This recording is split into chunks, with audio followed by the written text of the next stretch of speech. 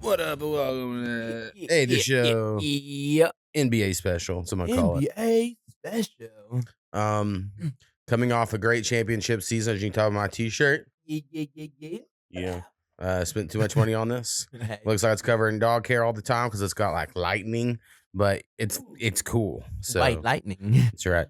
That's be my new rap name. If only I rap faster, that would work. I'm White Thunder. That's right. No, Shelly, of course. Shout out Strong Maurice, even though you fucking left us. You got famous on Spotify and you abandoned us. I haven't forgot. Not a forgotten one. Let me see, make sure I think I got both our mics selected there. Those look different.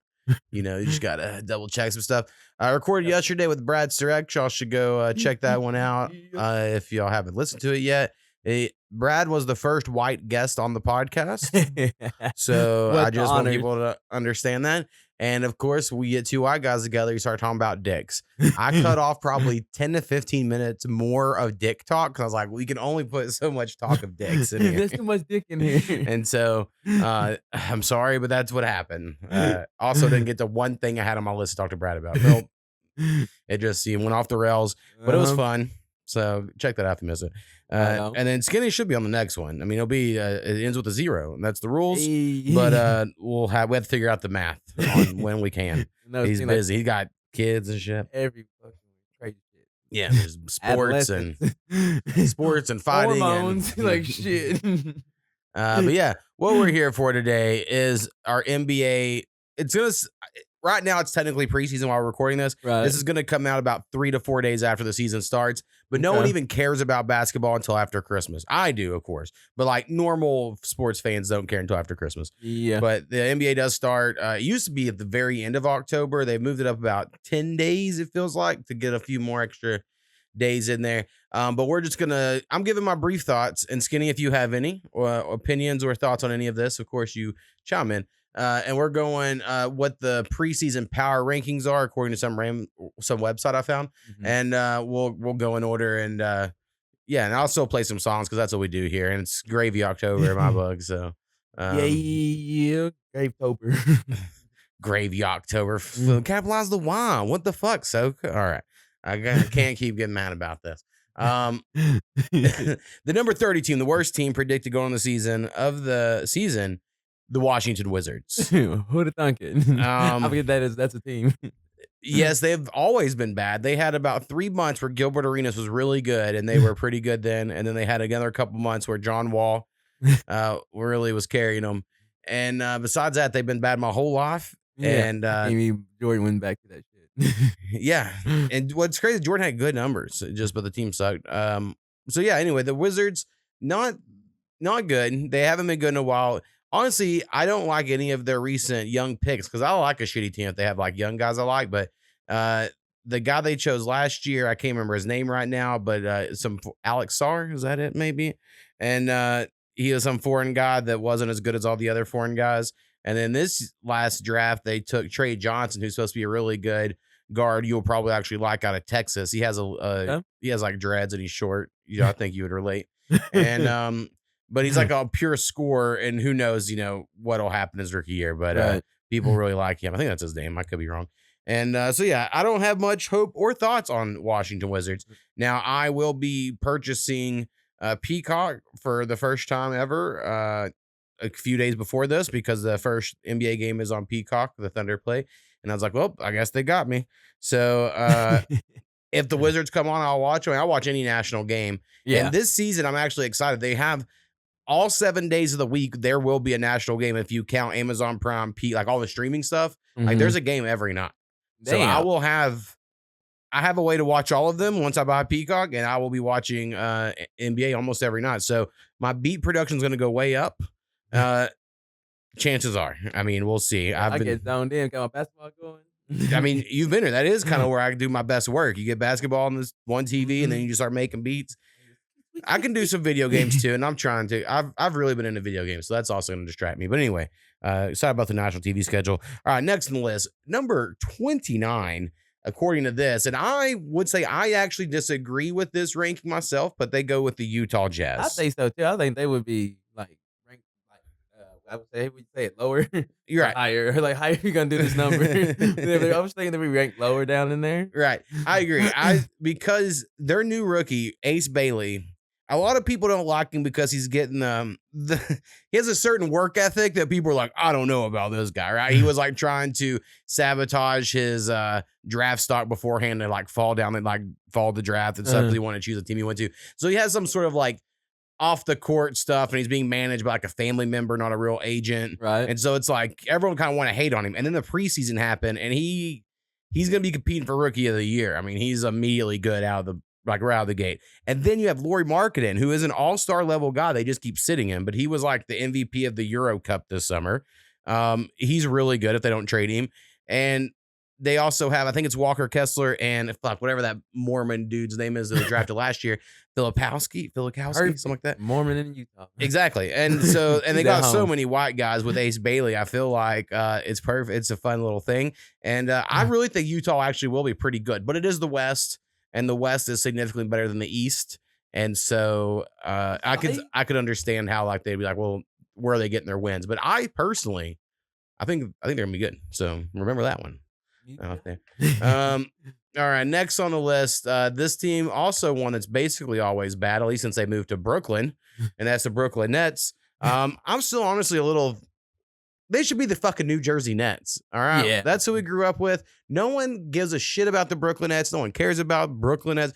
They the Russian guy came in and did it, and then Jay-Z was like got 2% of the team, so that he'd be like blessed.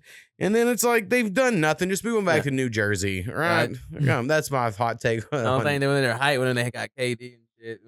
It was like, they still didn't do nothing. The current owner is Joe Tsai, not a Russian guy. In case anyone was curious, he is affiliated with some sort of Asian stuff. I think like those. I'm trying to think of what that company is. That's like Alibaba. Is that it? It's like Amazon, but over there. I can't remember the name of what it's called. Alibaba, AliExpress or something. I don't know. Yeah, I probably be the AliExpress. Something like that. Alibaba, I guess, is a little Aladdin-ish, but I loved Aladdin. That was my favorite, second favorite Disney movie as a kid. Goofy movie number one, of course. Of cartoons. I didn't even thought about live action here. But yeah, the Brooklyn Nets, they have a fun team as far as like there's a bunch of like they have two primetime shooters. Cam Thomas is like super underrated if you think like scoring is really important, like that he does shoot and score, but he's on like a winning player, you'd say. And then Michael Porter Jr., who was played for the Nuggets, has been traded there. And as soon as he got traded, he's been like unleashed. He said some wild shit on podcasts. His brother has already been arrested for gambling, who is also an NBA player, for gambling on NBA games he played in. And then Michael Porter Jr. was like, my brother's addiction was gambling, but mine's women. I like women. And he's like interviewing porn stars on his podcast. And then he'll say something like, I don't fuck any woman who another NBA player has been with. That's against the rule. So like, I don't know, he just says some weird shit that like, why are you saying all this into a microphone? Like, this is crazy. So yeah, let it out. But I think he might be fun to watch this year. We'll see if he was ever good or not. That's like kind of a take on him. So anyway, that's my Brooklyn Nets thoughts. Next on our list, Charlotte Hornets. Now, I feel like these could be a little higher, but then again, there's only so many spots to go, you know. But LaMelo, is he a superstar? Probably not. Nah. Is he an all-star, though? I mean, I think he's made the all-star team before, but because they do the votes, the fan vote thing, and so he gets in through that. He has a lot of fans, which is crazy. He got fans because he's like that. I guess that showy shit and stuff, and that 6'7" shit. Yeah, I guess that's cool. It is weird that kids like him for basically no reason. I've of course found out about him when his brother Lonzo, his oldest brother, blew up at UCLA. And then they're like, oh no, his youngest brother is in 9th grade scoring 100 points in a game. And then you saw those highlights of that game and he was cherry picking the whole game, just shooting like he had like 90 shot attempts. Right. And I was like, fuck this little kid. So I've always kind of been a little against him. Right. But he is like 6'7" point guard. I mean, he has all the the numbers you would assume like, oh, it's going to be good. But I don't know if it does translate to like winning. Yeah, they don't be winning for shit. They got all that, but they're getting their ass. You can be all stylish and doing all that extra shit. And they also, you nothing. They have this, Cooper Flagg had a teammate at Duke named Con Knipple. I think his first name is Con. And it just reminds me of King of the Hill, but I don't think it's spelled like that. So yeah, there's this dude, Con Knipple, who's like the, another white guy. People are like, look out for this white guy. He's pretty good. So a Mhm. lot of people are predicting he's going to do something. And they drafted, was that Brandon Miller, who was like their big pickup a year or two ago in the draft. And I never thought much of him. So I'm like, we'll see. So I don't really have actually high hopes on Charlotte. It's just the East has a lot of really shitty teams. So you'd assume they'll get some wins. But then again, they haven't ever before. So we'll see how that goes. All right, next on the list, the New Orleans Pelicans. Another one. I can't say this many that I'm off on. We'll see what happens later on. I just think the Pelicans have potential to be really good, but they always do. It always just rides on Zion. Yeah, wait, he's in shape and shit now. One of my best predictions I've ever made on this podcast. This was years ago, but I used to have this homie Dom who would come on and do my NBA talks before the seasons, and then he just abandoned me. He got a lady and got married. Then he thinks he can't be on a podcast, and it's like, you can do both, bro. What is going on? But Dom, I remember I made a prediction to him about Zion. I was like, Zion is going to be a Greg Oden situation. Way he walks and runs too weird. He's going to get injured all the time. He's not going to play. And Dom was like, you're a hater. And I was like, I know, but that's my prediction. And then it's kind of been true. It's been true. But he can still like easily do a 360 windmill dunk, like no effort, like whenever they show him, which is insane. Like he has insane athleticism, especially for like his size. Right. But the idea that he plays 82 games and then playoffs is like unreal. Like you can't even, that's like not going to happen. No, do with this guy. And then he was having fun eating food. Fucking porn stars got one pregnant, and then she put him on blast on the internet, and now he's had to lose weight. So I don't think he's happy. So we'll see if happiness, before he was eating and fucking, now he's got to be all on watch on both, can't even be free. Well, now maybe he might play better. Yeah, we'll see. It could translate. I think they're planning on trading CJ McCollum already got traded actually to the Wizards. I forgot about that. So they got Jordan Poole. And I always want to cheer for Jordan Poole because I think Draymond punched him with some bullshit. I do. Like, Draymond talks so much shit. And then when someone else in this moment talks shit, like obviously Jordan Poole crossed some line in Draymond's mind. But it's like, no, you can't be the guy that talks shit all the time and then you punch someone for talking shit. I feel like that breaks some sort of talk shit code. Oh yeah. So yeah, you gotta take it too, like shit. So I'm always cheering for Jordan Poole, even though it hasn't worked out yet. Smaller guy too. It's like, what the fuck? Yeah, younger, smaller, like defenseless, and a lot of like he didn't square up. He just punched him.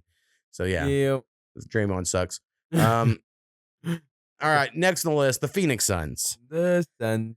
This is at 25, by the way, because I have not been keeping track. I don't know. It's hard. Like I've never really liked Devin Booker that much, or I thought he's overrated. I don't. It's not that I dislike him. I just think he's a little overrated. And they remind me of that commercial guy from the insurance. Allstate.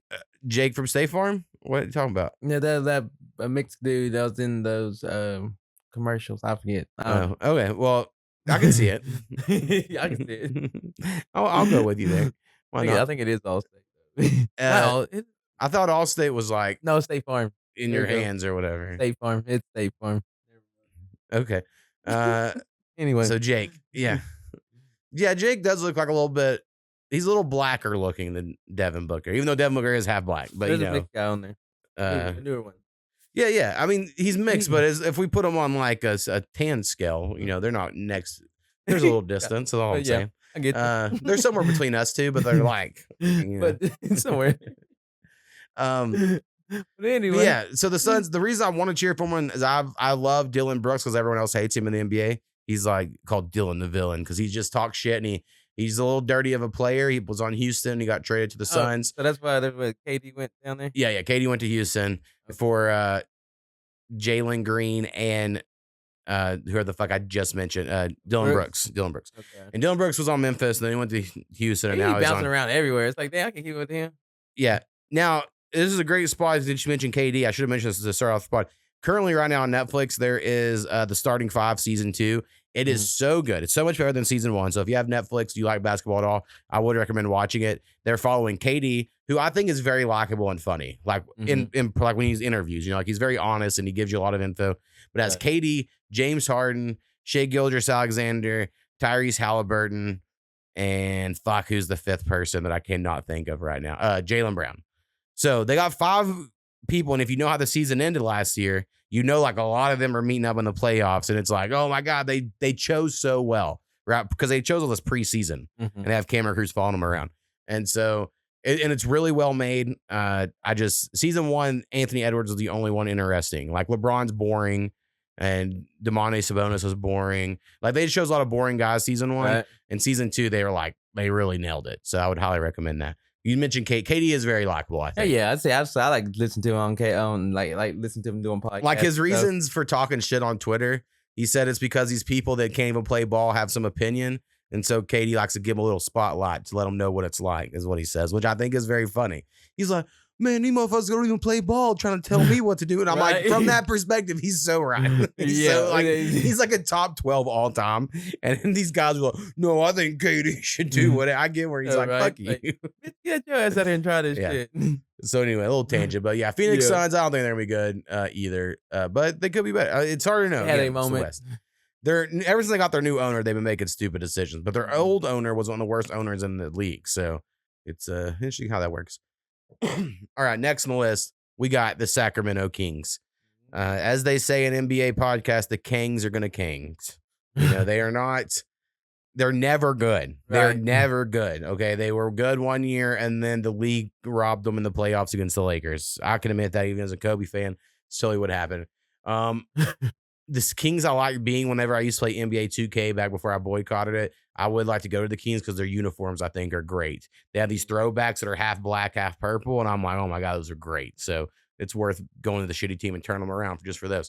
So the Kings, I think, have a lot of potential. Like I said, I don't have nothing to say about them. I don't even know nothing about them. But yeah, they just signed Russell Westbrook, so he finally got signed. Oh, that's where you went. And I didn't know that was real. Here's the thing: as a Westbrook fan, you know, the old Thunder fan, I understand Westbrook has a lot of weaknesses, and that says back when he played for the Thunder. I mean, they're very obvious now. People definitely see them, but they've always been the same. But if they were like, hey, just lead it and do your thing, he can get them up to a certain number of wins just off his engine alone, in my opinion. Right. Now, if you let him start shooting the shots at the end of the game, you're going to lose. All right.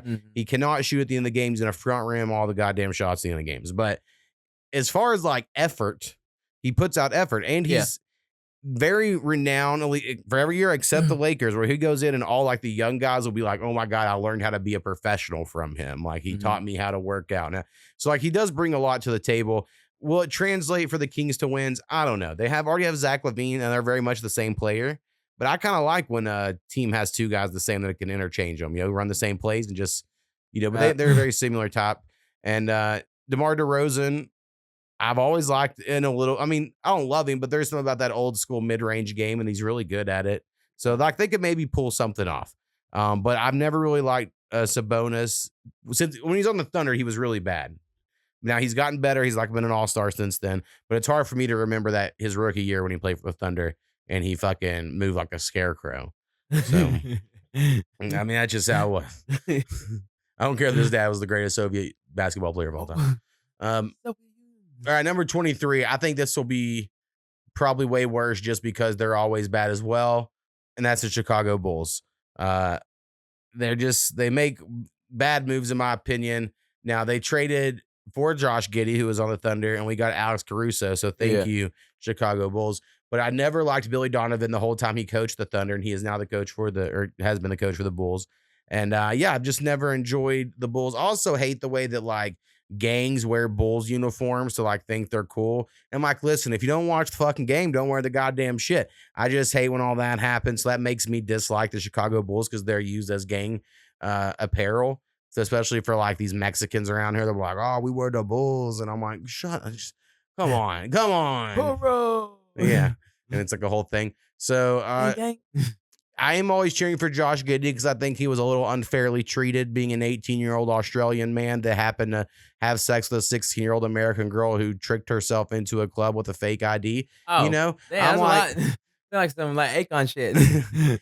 I mean, if Josh Giddey knew her age, but to my understanding of that story back then, it was that he assumed since they were in a club that everyone in there be above a certain age. Yeah. And so a lot of people hate on him on the internet still for it, and I always feel bad. So I want to cheer for it. And Josh Giddey, if you haven't ever seen him like, I use him. He's like very large. Like he looks proportionate like a normal man, but then you see him, he's just like large with the same proportion of a normal person. He's not lanky in the same way like a KD or someone is. You know what I mean? Like he looks normal in a picture, but then you Okay. see him in person, like, oh my God, this guy's like 6'6", but he looked 5'10". Like there's just something about him. He's very off. Like you don't notice how big he is. So That's a good asset. Hell yeah. He's a proportionate, but he's not. He's 6'6" some people himself. understand what I'm saying. Like sometimes some adults look like a toddler but 6 foot tall, but their Yeah, body looks like a I toddler. get what you're saying though. Yeah, like there's some of that going on. I do get All you. right, next on the list, we're going with the Philadelphia 76ers. The Uh, 60. I think they're going to be way worse than this, but that's also I've always been a Fuck Joel Embiid. Embiid I hater. hate that motherfucker. Even Cool. before people, it was cool. I've always been like, I don't get it. And then people are like, he's the best center in the game. He's the best scorer. And the MVP was some bullshit. He didn't deserve it. That's my Yeah, I was take. like, what the fuck? And Paul George, I loved him when he played for the Thunder. He's the reason we got the championship in some way because he got lured by Kawhi Leonard's ask, and then we got we got Shea and all the picks or whatever. But I do think he's kind of on the downside of his career. Obviously, a lot of injuries. He's had a lot of leg injuries. I mean, that's hard on an NBA player. I think Maxi's great. The one that kept Okay. singing all the songs, McLean or whatever on TikTok last year, but then got injured. McCain, that's it, not McLean. And I think he's good. I mean, they have some like young guys that could be good, but I don't think their stars are gonna be good. So therefore, I don't think they'll. But it is the East, and the East sucks. So maybe they'll do. Yeah, I like them youngins liking Maxi too. Like they got something about him. Like the kids are loving about. Yeah, I do like the way Maxi kind of came out of nowhere. Yeah, that's like I never heard it when my boy was talking about it, and then like, what the fuck, young kids. Yeah, the kids always know, man. All right, I completely disagree on this next pick. I understand they have a huge injury, but this is the Indiana Pacers. They went to the fucking finals last year. Halliburton wasn't even good until like April last year in the season. And I understand he was great in the playoffs, but this power ranking is about like how they're going to finish, I think. So I think 21's real low. I know they lost Miles Turner as well, but I've never liked him much. So I don't know. I think the Indiana Pacers will do better than this is predicting just because Rick Carlisle's one of the best coaches in the NBA. And I think just off that alone, they'll play that, super fast paced shit where they'll shoot a lot of threes and run a lot. And I bet they still win a lot of games. Now, I don't think Tyrese Halliburton's coming back this year. It was Achilles injury in the game one of the finals, or game two. I can't remember which one it was, but it'll be very hard. Kind of play through. The only reason I mention that is because Jason Tatum, the word is he's trying to come back this year, but Jason Tatum got the surgery like within like 2 hours of the injury because he happened to get injured in the place where the best Achilles doctor in the world was at. Like it just happened to work out, and he was on the surgery table like immediately. And so there's a chance he comes back this season. People are like, this might be the craziest recovery ever. But I don't think that's the case for Halliburton. Right, man, because he probably fucked this up way worse because he got injured, didn't stay off. I'm coming back. I'm coming play back. Then get hurt again. Like what the fuck? I mentioned that show, The Starting Five on Netflix, and the opening scene is Halliburton getting injured, and then him in the locker room, dealing with it or whatever, and then it flashes back to the beginning of the season. And I was like, I personally think it should have not done that, but I also understand what they're like. We got this guy. And we're going to follow this whole journey or whatever. They're kind of teasing it. All right, next on the list, another one that's hard to imagine them being this low, but that is the Miami Heat. Only because their coach, Eric Spoelstra, is so good. You just think through coaching alone, he'll figure out some shit. But they don't. They did lose Jimmy Butler, who was like their main guy. And I personally, maybe it's a little racist, I don't see Tyler Hero as being the man. Yeah. Now, I could be wrong. He could prove me wrong. But when I see him, I don't go like, ooh, that guy will lead an NBA team. He looks like he'll be the second or third guy, That's how I look at him. And then Bam Adebayo, I know he like goes to the All-Star game and everyone says he's really good, and he is, but I think he's only like a 6'9" center. Like he's a lot shorter than you'd realize. And the NBA is getting big. I don't know if you notice this, but a lot of fucking big centers, double big lineups and shit are taking over now. So I don't know if the Heat can keep up, but through the pedigree of their coach, you think they would. So, and they usually make good trades, so you'd assume maybe they're going to get someone out of nowhere, and then yeah, he's been coaching with them for a long ass time for sure. Yeah, he's one of the longest tenured. I mean, not be the longest now since Popovich had to retire. Papa bitch, you gonna make a Papa bitch. Yeah, shout out Greg Popovich. All right, next to the list, since this is going a little slower than I thought, but it's fine. This is Getting on working. into side tangents about people. Yeah. Number 19, the Portland Trailblazers. I think this is outrageous. I think this one definitely should be way, way lower.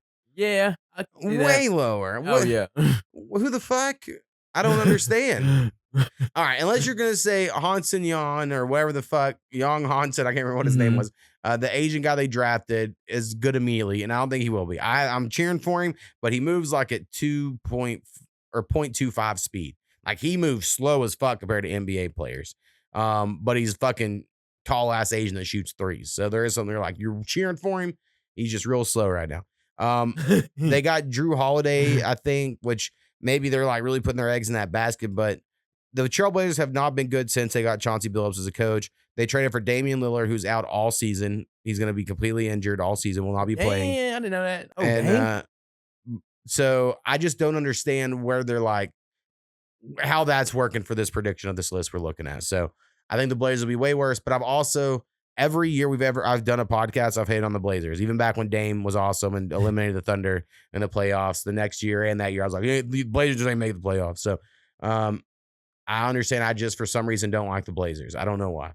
Just never have. And that's my feelings on it. All right, another one I think that should be way lower. So earlier I was a little nervous about saying all these other ones should be higher. So I was like, well, we'll see what happens. But at least now I know who they'd replace. And that's the Toronto Raptors. The Toronto Raptors, I think, had the most overrated rookie of the year where they had with Scotty Barnes a couple years ago. I was like, he ain't that good. People act like he is. And then they got RJ Barrett, who, and I think it was Quentin Grimes for the Knicks. Nothing. I mean, I just don't think the Raptors have the guys. I don't understand where people are Yeah, like, they're Barrett getting the ain't guys. done shit like he's like they thought people. They got a white guy named Grady Dick, and a lot of the announcers will be like, Dick puts it in the hole and stuff like that. And that's very funny. And then, like, there was a headline that said, Dick grew 2 inches this summer because he got taller. So, I like Grady Dick, white guy with the last name Dick. Very funny for the announcers. Outside of that, I am low on the Raptors. All right, next list. I think I'd put these guys a little higher, but maybe this is about right. We're getting to the middle stage. The Memphis Grizzlies. Okay. I've always been a big Ja Morant fan, even though the Memphis fan base online hates the Thunder fan base. Like they're always hating on the Thunder. There's like some old school rivalry there, but I've always liked the Grizzlies, even though they're some hating assholes. I still defend. I think John Morant was unfairly. I don't think it's racial, but unfairly punished and criticized for his gun stuff. I think Dwight Howard back in the day on his MTV Cribs episode, he had the people come in. He showed off his gun collection. No big deal because he was acting all Western in the fucking thing because he lived in Texas or something. Right. But just because John Morant is riding around or he might look hip hop-ish doesn't mean he can't own a gun. This is America. He has a Second Amendment right to have a gun. What are you not American or are you? Where do we get against guns in this country? Talk that shit. I don't understand. Tell him. So that's my really only hot take. He's not getting injured too. He gets injured a lot. He's a little guy. I mean, he's like AI. I mean, he gets up there, fucking falls on the ground. And you're like, you can only have like, damn, you above the fucking backboard. Yeah. Get your ass down. It's only so many times that can happen. So yeah, I don't know if he can hold up. Jaren Jackson Jr. people really like on the Grizzlies. I kind of think he's a little overrated just because it's like he can't play defense without fouling, and at some point in time, that's gonna cost you, in the big moments or whatever. So they also have, I don't know if they still have him, but they had the little Asian guy, like a backup point guard who I really liked last year, and then they had the big Asian guy from Vanderbilt, that was fucking. Oh yeah, he looked like he was from the goddamn Rush Hour 2 or whatever. He was like fucking giant. So I can't remember his name at the moment, but he's injured at the moment. He'll be back. So anyway, the Grizzlies, I think they could be good, but the West is hard. They're in the West. The West is tough. So that's how it goes there. All right, number 16, and then we're going to take a song. Number 16, we're going with the Boston Celtics. Is what they got here. Now, I think they're going to finish I think people are way underestimating them. From people that don't know on the internet podcasts about basketball, the take right now, the common take is that the Boston Celtics, because Jason Tatum got injured, they traded off a lot of people. They traded Kristaps Porzingis, which honestly they should have. He sucked and his contract was huge. And then they got rid of Drew Holiday, which is a bummer. And then they traded, I don't know if they traded, but Luke Cornett, I think so it was, to the Spurs. And So they trade off a lot of people. And then people are like, now it's just Jaylen Brown, who isn't really that good at offense. He's more of a defensive player, leading their team. But they got Joe Mazzulla, who's one of the most psychotic head coaches you've ever heard give an interview. This dude says the craziest shit in interviews, and I just don't see how he will ever just like mail it in. He's not just going to be like, oh, okay, yeah, we're just not going to try because we don't have our guy. I think he's going to try really hard. Like, I just think he's going to like try to prove a point because he's autistic as fuck, but in a cool way. And y'all got looking at Joe Mazzulla. I wish I remembered some of his good quotes off the top, but all these other podcasts, they always quote, random Joe Mazzulla quotes he says. And I know on this Netflix thing I've been watching, they talk about him and Jaylen Brown fighting and who would win in a fight. Jaylen Brown's like grandfather runs a boxing gym. Jaylen Brown's a 6'8" man who fucking has practiced boxing most of his life. And Joe Mazzulla's like, he might beat me, but I would kill him because I'm not going down without murdering him. Like, he just says wild shit that you're like, yeah, I like this guy. Yeah. That's who I got to cheer for. Murder. You're like, yeah. Murder. Your life's on the line. All right. I'm going to play a song here, a little breakup, the top half and bottom half.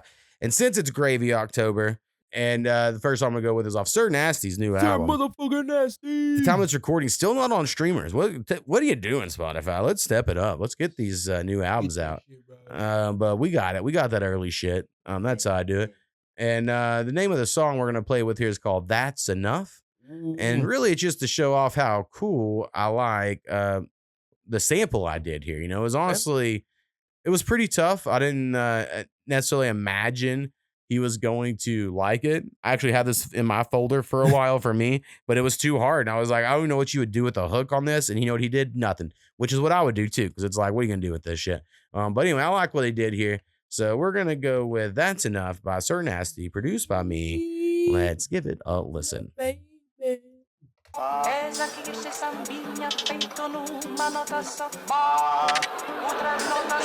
Pyreneed vodka and cranberry juice. Pyreneed cognac with a splash of pineapple juice. I love my haters, and I know they love me back. They be like, I get higher than a drone, flying through this motherfucker, but it's weed strong. She fucking with Jason, she love my song. She a wet bandit, yeah, she home alone. She pull out a phone, pussy popping out the thong. Ass real soft and her tongue real long. Yeah, that money talk, young Victor Moan. I call her Medusa, she turned me into stone. Whoa. Damn, look how the time flying. When we done, I start dancing like prime time. Fuck a bitch, I'm not writing on your timeline. Look at me, bitch, I'm aging like fine wine. I got a young bitch slurping me. I'm feeling like the black rum burgundy. Making y'all stay classy. My Latina just called and said, Poppy, you nasty.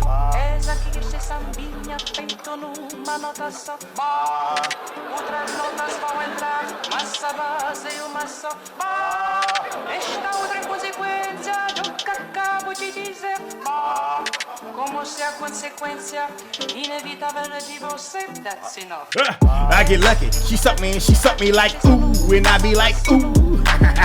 They just want me to spit. I break up with a bitch, tell your mama that we split. I don't give a shit. Don't tell me you ain't got somebody. Why? Cause everybody fucking somebody. That mean you involved. I'm OG, bitch. Everybody don't evolve. You feel me? You better ask Tony. Nasty take a dime piece and feed her baloney. Pull up on the block, put the Glock in the Roni. I jumped in the car with a bitch named Joni. Plug in the ass, yeah, my little pony. I'm Jason for real, y'all niggas phony. If you love me, better show me. I'm the sir, fuck you if you don't know me. That's enough.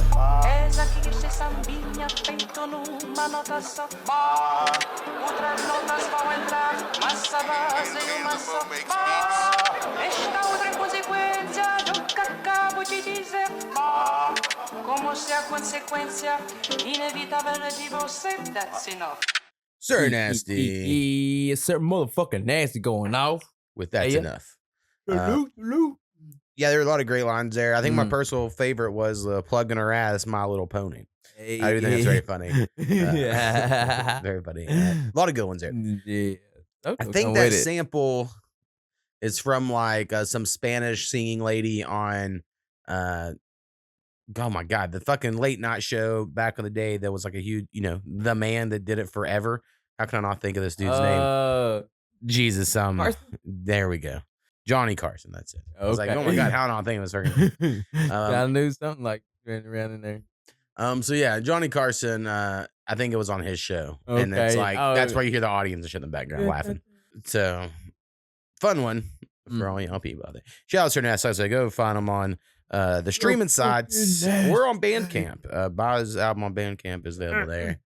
And all right, next on the list, keep it going here. We're going number 15 on this power ranking from the side is the Milwaukee Bucks. Now, I think this is pretty good for him because I could see him being very good. I could see Giannis being like, fuck it, I'm just going to single-handedly take this team or whatever. Mm-hmm. However, they have, in my opinion, one of the worst basketball coaches, or not worst, one of the most overrated basketball coaches of all time in Doc Rivers. Doc Rivers fucking sucks. He's old school. He has not stayed up with the rest of the league. He just tries to sign old guys that like he used to play against, like he remembers this beat the Clippers back 12 years ago. I'll sign that guy or whatever. Like he just isn't any good. Fucking the Bucks, because they don't want to lose Giannis, they just signed another one of his brothers. So now he has two brothers on the team, which seems like that's cap circumvention in some way. And, for everyone giving Kawhi shit, it kind of feels like signing people's family members who are like not that good has to be something. I don't know. And that's crazy. Well, I was keep hearing these trade talks about Antetokounmpo's ass. They're talking about it, but I think he hasn't asked yet, but I think he's going to start the season trying, and then we'll see what happens. It's like the vibes everyone's going with. So we'll see. We'll see what happens. All right, next on the list, we got the Dallas Mavericks. Now, I want to be like against Cooper Flag because everyone loves him so much. Like everyone before he starts, like, oh, he's going to be so good. He's immediately great. And then I'm like, I don't know. I don't know if he'll be that great. But then you see the highlights, and he has some great highlights. Yeah. He skipped a year of high school, so this would be like if he was coming out of high school to the league, even though he did go to college a year. So like he is very young. He seems to be defense first, which is good. I've just always hated the Dallas Mavericks. I hate every Dallas sports team just off principle. It's hard. I don't really I'm not going to cheer for them, but I do like Kyrie. I'm not much of an Anthony Davis fan. Just because I remember back when he was on the Pelicans and he'd give all these interviews where he's like, I'm going to be the MVP of the league and I'm going to do this, this, and this. And then really he didn't, he just talked a lot of shit. And then he got carried to a bubble championship, which I'm not the type of person that hates the bubble championship. I think it's just as legitimate as any other. But anyway, I'm not a big fan, I guess, of their personnel. Also, there are the rivals of the Thunder, so I don't want to like them. Right. But if they luck into this in some way, and what I mean, look, is they traded Luka last year, and then they lucked into the lottery pick. They had like a 1% chance, maybe it was 2% to get the first pick, and they did. And people were like, what the fuck? It honestly makes you think about the conspiracy of, were they told you have to trade Luka to a big market and we'll give you the number one pick? Like, was that part of it? Or like a lot of people were saying the people that own the Mavericks own casinos, and then Texas didn't pass a gambling thing, so maybe they're trying to position themselves to move the Mavericks to Vegas, and this is just they were going to try to like tank their own team, and then the NBA was like, actually no, here you go, here's the number one pick. So who knows if any of these conspiracies are out there, but it's fine that they exist, of course. Conspiracy. Oh, there's some. I'd recommend anyone listen to Basketball Illuminati. It's one of my favorite basketball podcasts. They dive into a lot of this stuff. So yeah, anyway, fuck the Mavericks, but they'll probably be good. Next, another team I've always hated, and that's the San Antonio Spurs. I respect them, but I hate them. It's one of those things. And they got basically right now they have Victor Wembanyama, who's he has the potential to ruin basketball. And that's enough for me to hate them now. I used to hate them because like Tim Duncan and Tony Parker and Ginobili, they were just so boring when they just won all the time. I was like, oh, you boring fucks. And I just hate them for no reason. Right. Exactly. And now, and then the Spurs sucked. And now that they got this guy, I'm like, fuck y'all. Fuck the Spurs again. But it is just that Wemby's too tall.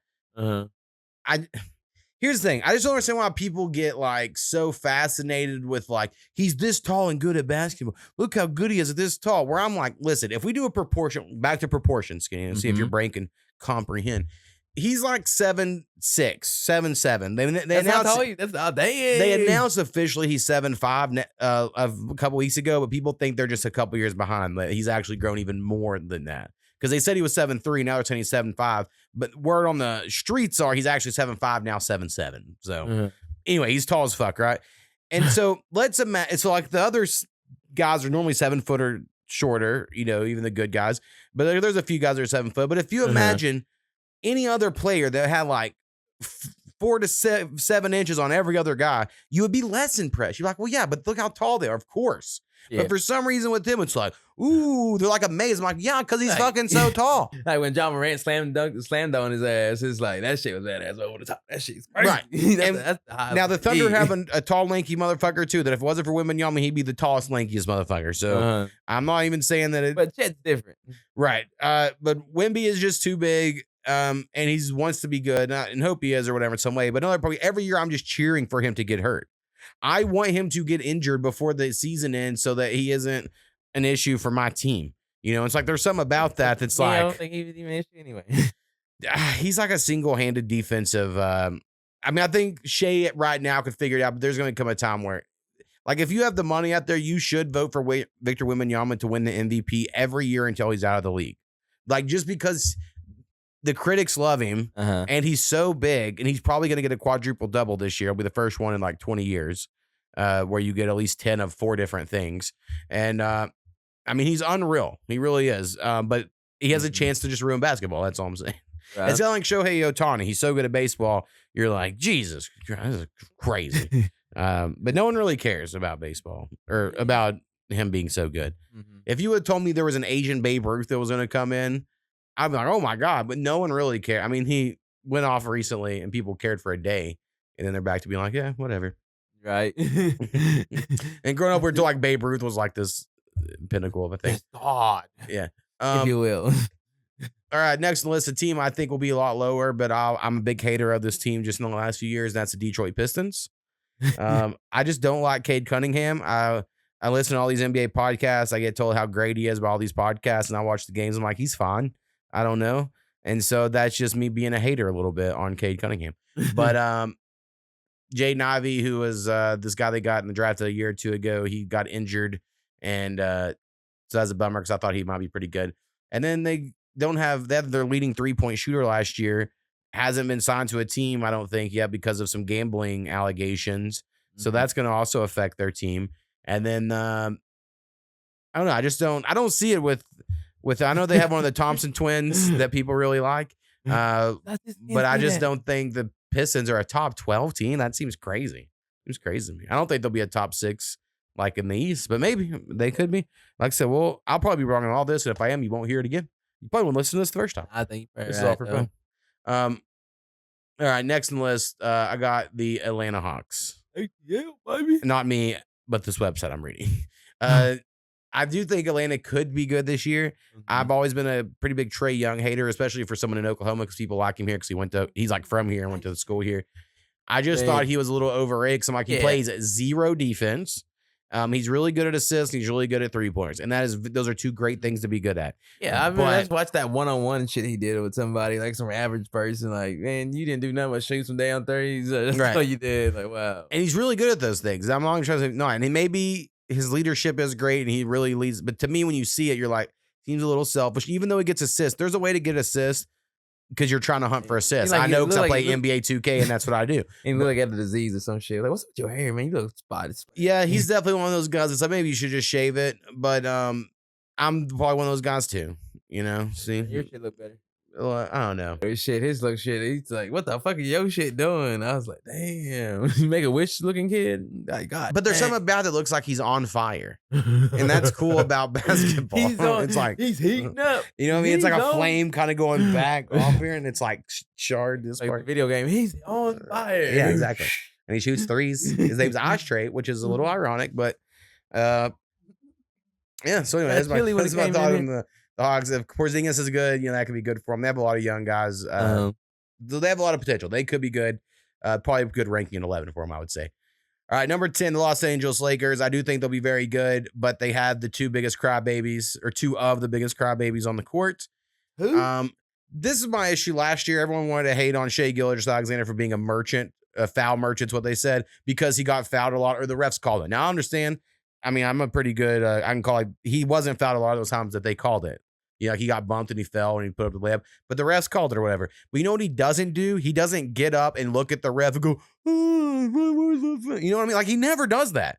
Like to me, that's who we should all be making fun of. Right. The motherfucker who gets off the ground, crosses the ref, not the guy that just gets the foul call and he's like, well, hey, the ref called it. I mean, what's he gonna do? Like say, don't call it?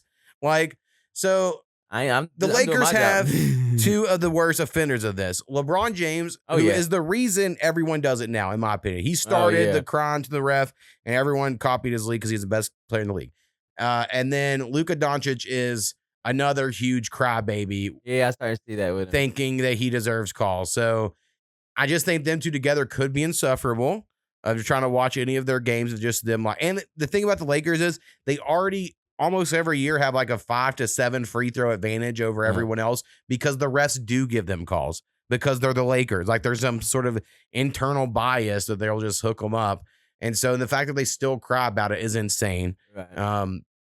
So yeah, I think LeBron will be great. He'll probably be the best if he wants to play second fiddle, if he wants to be the Scottie Pippen. Everyone's always said he is basically, that is the role, or that's the player he is. He's just the modern day Scottie Pippen, but he leads the teams or whatever. But if he was the Scottie Pippen to Luka Doncic, or whatever, and they figured it out, that'd be great.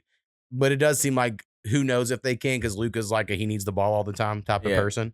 He's talking about his shape and shit too. Yeah, well, they claim he's in shape this year, and we'll see. We'll see. I watched him on Hot Ones. I watched eating some wings. too. Yeah. You can tell he's funny. He just doesn't speak English well. Right. So it's like hard to translate that. Now, next on the list, the Los Angeles Clippers, number 9. This is probably a good ranking for them. Now, the Kawhi stuff, I think, will eventually give some punishment to the Clippers. Who knows what they're going to prove or not. I've watched that money. I've watched every episode of Pablo Torre Finds Out about it. He's had I think 5 or 6 of them now. I'm so into. I mean, as soon as a new episode comes out, like I told him to go. The first thing I'm doing when I get home is watch this. Like I was so into it. He had Mark Cuban on. Mark Cuban just arguing for a billionaire for no reason. Where basically Pablo Torre investigates, has all this evidence, circumstantial evidence, sure, but a bunch of it that all points a certain way. And then Mark Cuban's basically like, sure, you got circumstantial evidence, but what if it was just this random thing instead? And then you probably, I guess it could be, but that's not what the evidence is pointing to. And he's like, well, see, gotcha. And you're like, you didn't even bring any evidence or you're just saying like, what if this? You're hypothetical the fuck out of this shit. Yeah, like, Shut so the fuck up. Mark Cuban's annoying as fuck, but there's something funny about watching a billionaire think they're the smartest person when they're not. It is like so entertaining. Yeah, this is not Shark Tank, motherfucker. You and look good Mark on Cuban Shark theoretically Tank. has nothing to do with any of this, so it's probably just all NBA owners are doing this. But yeah, my quickest explanation of it is basically the Clippers aligned with this charity and to do endorsements and different shit, and that charity signed Kawhi Leonard to this huge endorsement that they never announced. He had to do no work for it. They paid him a bunch of money, and then he'd be like injured, and then as soon as the check would clear, they would pass the check over. All of a sudden he would play again. Right. And so it's like you start seeing stuff in a pattern. You're like, it's so clear. Right. It's just so clear. I don't understand how you fucking argue it. And the argument would be like, but in court, I don't know if you could prove it because this. And you're like, but this isn't court. This is the NBA. And according Adam Silver can punish off circumstantial evidence. That's part. So very good. But this year, James Harden, also very good on that starting 5 documentary. He's like way more open than he's ever been because he's a very recluse guy. Right. He's always bad in the playoffs, but he's pretty good in the regular season, And so they could be good. I do like Zubac as well as far, you need a good center. He's a down low, dirty, no one even knows who fucking Zubac is type of guy. Nope, never heard of it. I said zucchini. Yeah, so let's go zucchini. And anyway, those are my Clippers thoughts. Number 8 on this list is the Golden State Warriors. The Golden State. I mean, I know it's really high, but they could be higher. They could be lower. They're old. For as much as I love Steph, I hate Draymond Green. So it's like, as far as personally, I don't know. liking him, it's hard to. I think they'd be way better if they didn't have that motherfucker. I agree. I think they pay him way too much money, and they think he brings something to the team because he like gets a bunch of texts and yells at people. Face is like, God dang, like why is our teammate? What everybody look like? You're right. And so, yeah, I've never been a Draymond fan. Like we mentioned that all earlier, but Steph was great, is great still. They could probably keep it going. Jimmy Butler, I've always liked. A lot of people are acting like they're not going to fit together. I personally think a defense first shooting guard like Jimmy Butler fits really well alongside Steph, but we'll see how it plays out, once they've had like the offseason to train all that. But they are old. The team is old, and that rarely works super well when like everyone's old, There's a certain age at where like it works, and then once everyone's past it, it's like a little more difficult. Yo, motherfuckers. Yeah. But yeah, I'm cheering for them. I think they're fun to watch. Just can't. I don't want to be my team. All right, number 7 on this list, which I agree with as well. These should be really high for, in my opinion, that is the Orlando Magic. I think Pablo Banchero, who got drafted before Chet Holmgren did, and at that moment they were like comparing the two. And I know Chet's real good; he's on my favorite team. He won a championship, all that. But when you just see a guy, Pablo Banchero looks better. You know what I mean? Like when you just off eye test, you're like he moves more fluently. You're like, oh my god, he's like 7 foot, but moves like that. That's crazy. Damn, he's that tall. Yeah. That shit is crazy. It don't seem like that. I see it to me. It's like this comparison. But I think Chet has the record over him at the moment. Like it's crazy. Like somehow Chet pulls it. That's why I actually like Chet more. Is he has like he's all these disadvantages, but he fucking works so hard. You know. Right? You don't want that swagger like this, but he be working his ass off. Yeah. That's not about that swagger.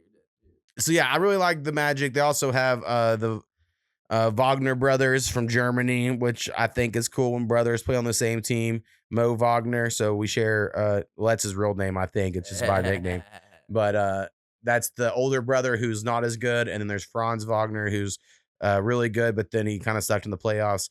I think they traded a couple guys this season. I can't remember who it was. Like I don't know if they still have Cole Anthony or not, but I used to like Cole Anthony. But yeah, and they have some good people. I think they'll be good this year. We'll see. We'll see how it all comes.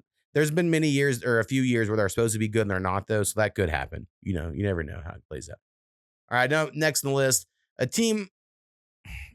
They are somewhat a rival a little bit, so it's hard for me to say they're good or not. But that's the Minnesota Timberwolves. They're always talking shit in the Reddits as well against the Thunder fans. So we're internet rivals. About Anthony Edwards all the time. Like, goddamn. See, Anthony Edwards is very good. He's very entertaining. Like, he is the team. I think he is. You know, the way Jimmy Butler is a Michael Jordan love child, and everyone's like, no, that's Michael Jordan, that's his kid, or like there's a fun conspiracy about that. I think the same about Anthony Edwards. I think he's definitely a Michael Jordan love child from out there. They're in that same cloth or whatever.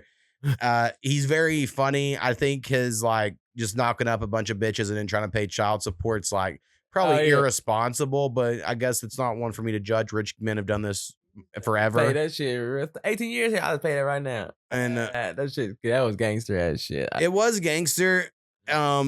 But then people shame him from the other side, like, you don't know what to do with that kid. But I think his thing is like, she said she was getting taken care of before, and I gave her the money for it, and she didn't.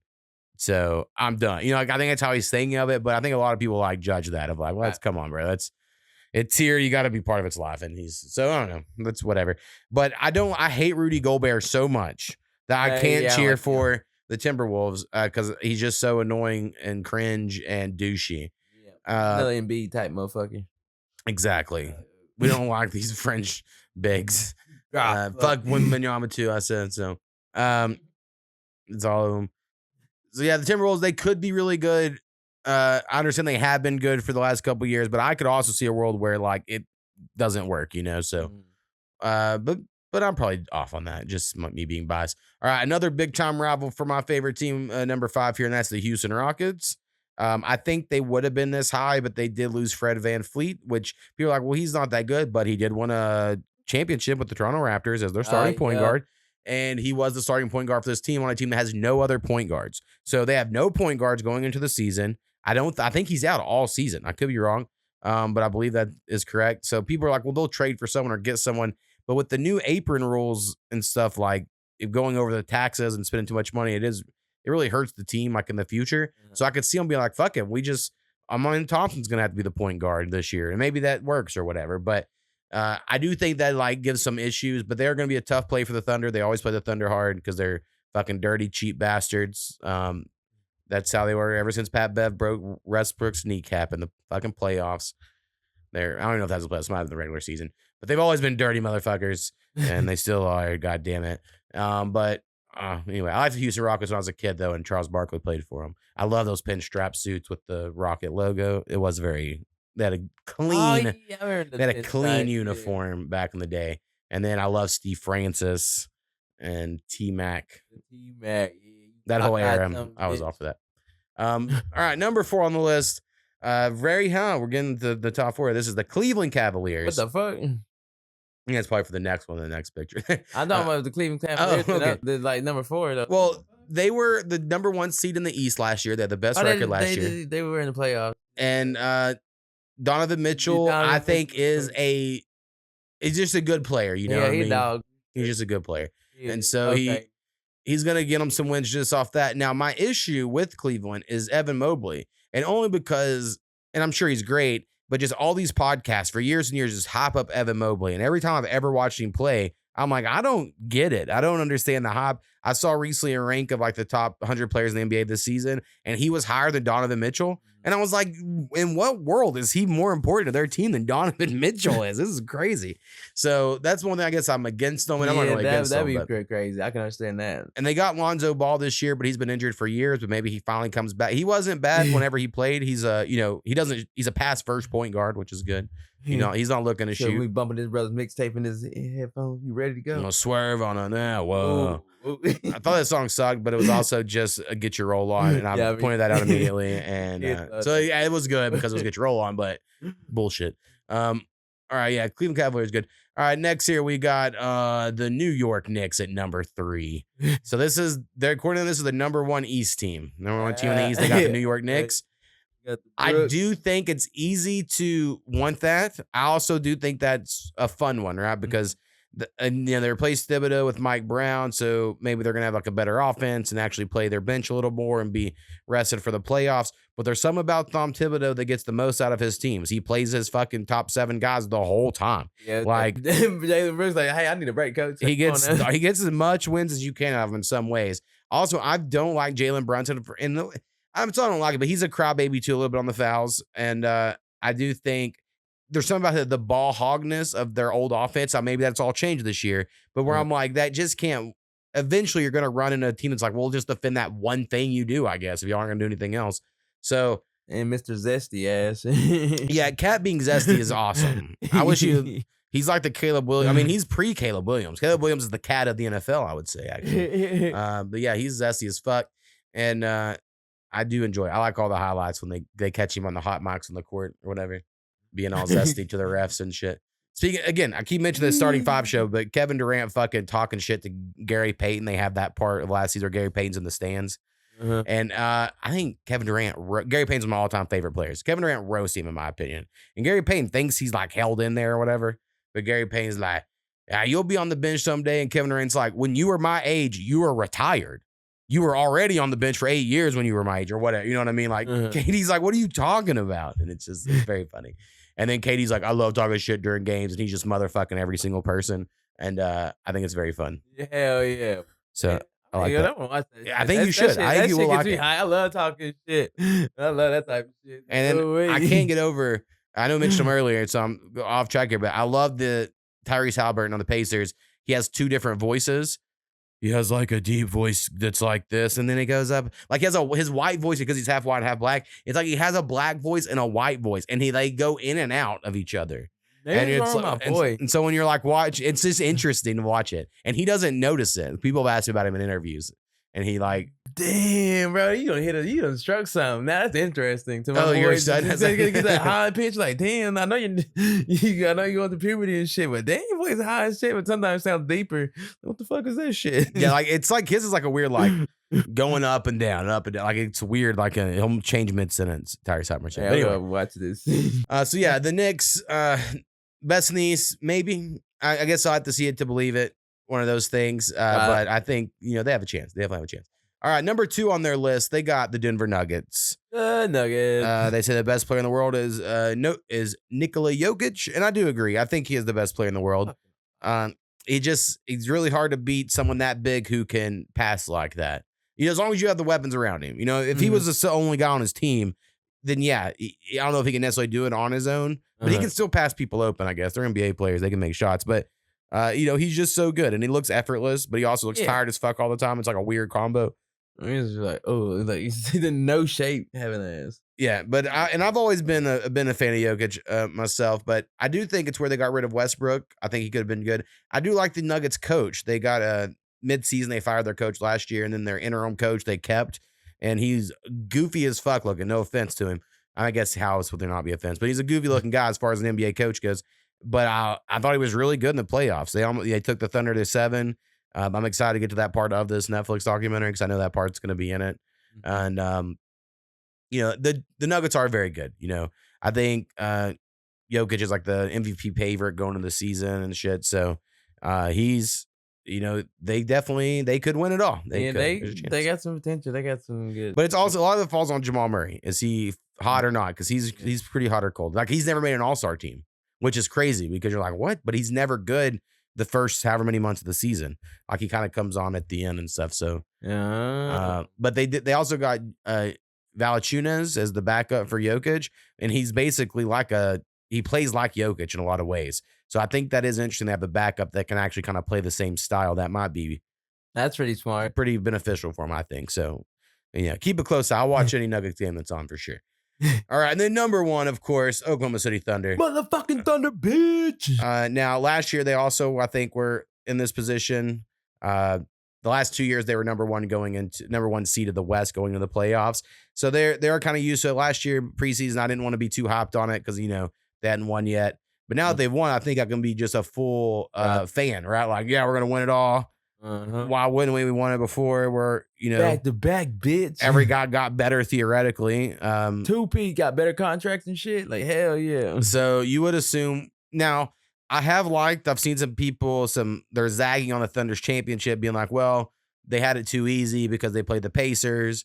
And then if they would have played the Celtics and what it is, but a lot of people do that every year, right? Like if someone was the best from here, That's right. What it came down to. Well, this is what else can fuck off. So, but that I'm glad they have a little something to be like, oh, people are doubting us. We'll have to do it again, And Shea is weird because he's Canadian. You get that on this series as well. But I do think it is like it's like a killer mentality, but just not the way we think of it. His mom was an Olympic sprinter and his dad was a professional basketball. So his whole family's just about like, you got to go out there and perform and, be ready for the moment. So all that shit I think is like authentic to him. I don't think he's faking it. Right. I think it is like, he knows what it takes to reach the pinnacle or whatever. Yeah, you got. It ain't my shit I like, but that is, it works. It's in the family. And Jalen Williams, I think he is my favorite Thunder player.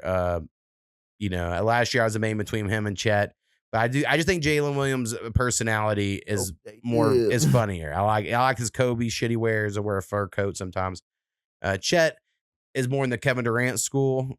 They hangs out with Kevin Durant in the offseason. They smoke a lot of weed together, shit like that, which is very cool. Don't get me wrong. But I think Jalen Williams is my favorite Thunder player. So if I ever got a jersey, that would be the one. But I've never bought a jersey and I probably never will. I don't think they look appealing necessarily. So I just get $50 t-shirts. I seen somebody rocking one with the hoodie. I said, I look pretty badass. I was like, Yeah, that could be cool. Bring it back.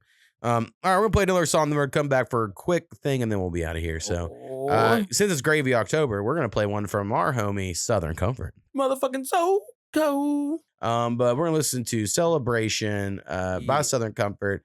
Here we go. Celebration. Rock this is celebration too. Me and you like to celebrate. We've been through it all, but we still ain't fall. And if we did fall, we got back up. A2thaMo, so cold. Every celebration gotta end. Every loss that I stacked up means someday I gotta win. You truly blessed if you got a friend. I got a circle of brothers, and they some bad motherfuckers. Every celebration gotta end. Every loss that I stacked up means someday I gotta win. You truly blessed if you got a friend. I got a circle of brothers, and they some bad motherfuckers. Every celebration gotta end. Every loss that I stacked up means someday I gotta win. You truly blessed if you got a friend. I got a circle of brothers, and they some bad motherfuckers. We keep it grown, we don't lean toward trouble. We grind and we hustle, we ride for each other, not just for violence. We give advice, whether work, raising kids, or just life. We try to keep it G, whether you wrong or you right. We all human, we all stupid. Mistakes are not exclusive, we all do it. But this ain't about that. This the part where we raise up a glass, light up a gar, start up the cars, pull up a map, then take a lap. This is victory. If you don't see it that way, you ain't shit to me. And if you steal from other people, you Greek to me. I don't understand you. There's some things that I can't do. There's some things that I can't do. There's some things that I can't do. But it's a celebration. Let's go. Joy. There's still what you work hard for. I can't be that. I'm too busy celebrating.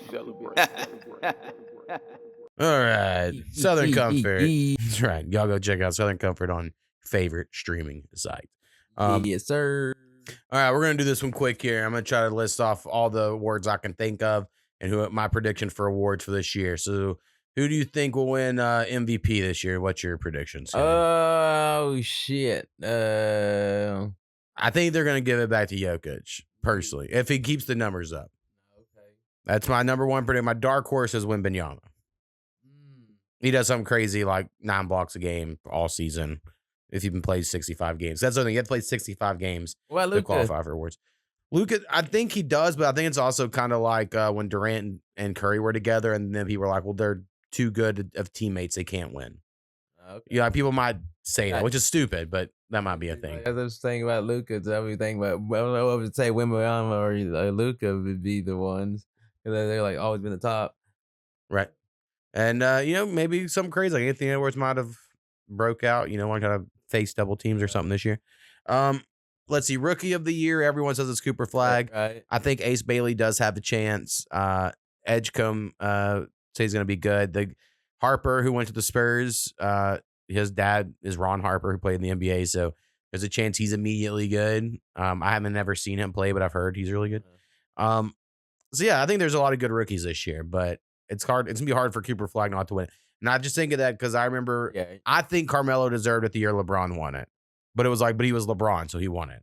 You know what I mean? Even though I think Carmelo always came up short when it's close to LeBron like that. Right. Well, he never was as good in playoffs, that's for sure. But I do think that rookie year, he had a better rookie year than LeBron personally.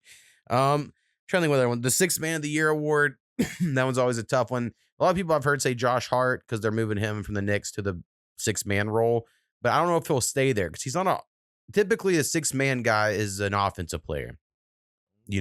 That's like you're leading the second team on offense, and he's not an offensive first guy.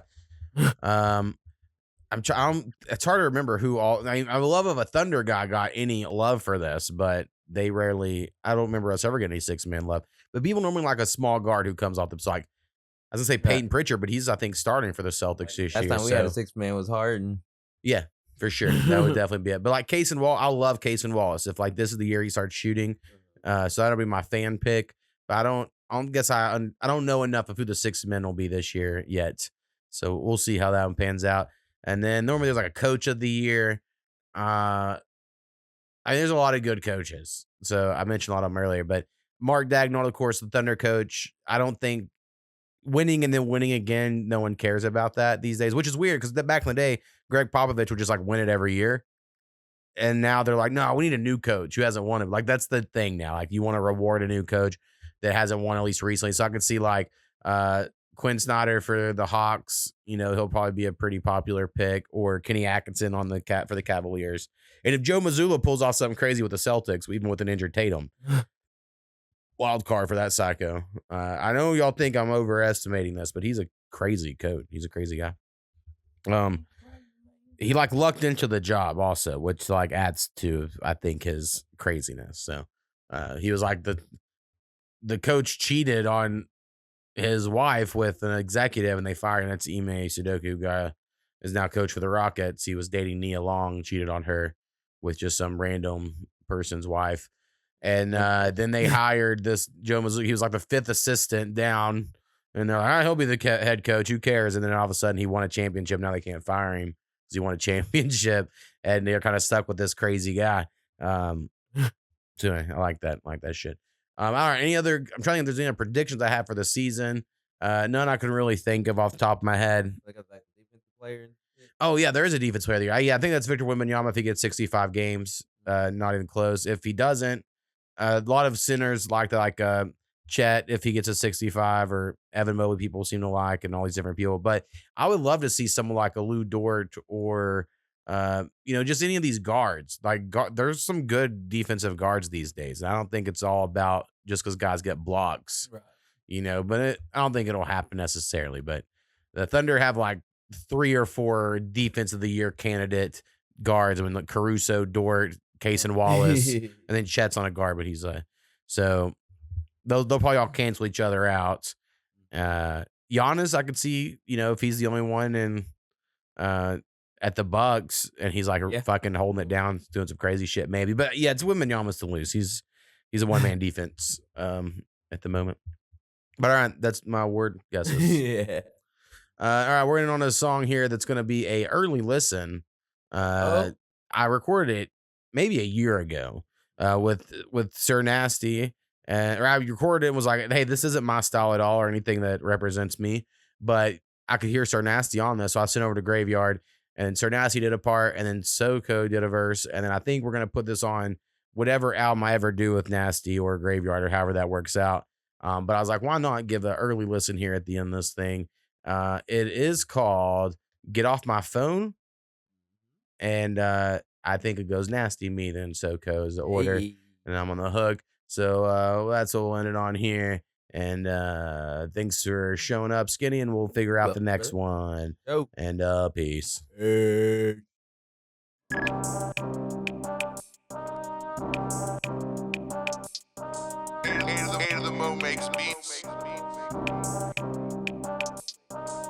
Get on my phone, bitch, I ain't tryna hear that. Get on my phone, bitch, I ain't tryna see that. Get on my phone, bitch, I ain't tryna hear that. Get on my phone, bitch, I ain't tryna see that. Get on my phone, bitch, I ain't tryna hear that. Get on my phone, bitch, I ain't tryna see that. Get on my phone, bitch, I ain't tryna hear that. Get on my phone, bitch, get on my phone, bitch. Hello, hello, hello, hello. Bitches know I ball like LaMelo. What the fuck? Hello, hello, hello. Hello. I'm the dumb bitch, I put that on Kello. G-Block. Go home, slurp my bitch like Jello. Nasty. And I ooh la la like Camelo. My young bitch wear red bottom stilettos. I'm rich bitch, yeah, I made it out the ghetto. Come on, boy. Can you hear me now? Hey. Can you hear me now? Okay, good. Bitch, tell me what's good. Mouth real wet and a pussy real good. Jason Voorhees, I get deep in your woods. What the fuck? Don't be calling my phone with that dumb shit. I tell a young bitch, I'm about to come, bitch. When you talk to me, you better watch your tone. I told her, leave me alone, and hung up the phone. Get on my phone, bitch, I ain't tryna hear that. Get on my phone, bitch, I ain't tryna see that. Get on my phone, bitch, I ain't tryna hear that. Get on my phone, bitch, I ain't tryna see that. Get on my phone, bitch, I ain't tryna hear that. Get on my phone, bitch, I ain't tryna see that. Get on my phone, bitch, I ain't tryna hear that. Get on my phone, bitch. Get on my phone, bitch. Bitches on my phone. Must be something wrong. Oh no? Then shut the fuck up, leave me alone. I be in the zone. I be making songs. Leave my ass alone unless you offer me some dome. And if you often don't, then get out the phone. I mean, what the fuck you want? Got some type of syndrome. Bitches on their phone like it's the only thing they own. Hit them with that, then they change their whole tone. Get on my phone, bitch. I ain't tryna hear that. Get on my phone, bitch. I ain't tryna see that. Get on my phone, bitch. I ain't tryna hear that. Get on my phone, bitch. I ain't tryna see that. Get on my phone, bitch. I ain't tryna hear that. Get on my phone, bitch. I ain't tryna see that. Get on my phone, bitch. I ain't tryna hear that. Get on my phone, bitch. Get on my phone, bitch. See, we ain't seeing eye to eye right now. Truth is, in my mind, you could die right now. Truth is, you ain't really worth my time right now. Truth is, it doesn't matter about the why right now. I'm pissed off like I've been pissed on. I'm upset with no calm down mode. Don't text if I ignore your calls. If I text back, you gon' hate those words. Give me time alone, leave me the hell alone. I woke up feeling fly, but now my heaven is gone. I'm not at your beck and call. I won't even take your call. I will block you on my text. I will. And say I never got the message. I will turn my phone off and then tell you a lie. Why? Like it fell in the ocean or burned up in the fire. That's extreme, I know, but once I'm lit, I blow. Plus my fuse is short. I don't argue for sport, so get the fuck off my phone. Get on my phone, bitch. I ain't tryna hear that. Get on my phone, bitch. I ain't tryna see that. Get on my phone, bitch. I ain't tryna hear that. Get on my phone, bitch. I ain't tryna see that. Get on my phone, bitch. I ain't tryna hear that. Get on my phone, bitch. I ain't tryna see that. Get on my phone, bitch. I ain't tryna hear that. Get on my phone, bitch. Get on my phone, bitch.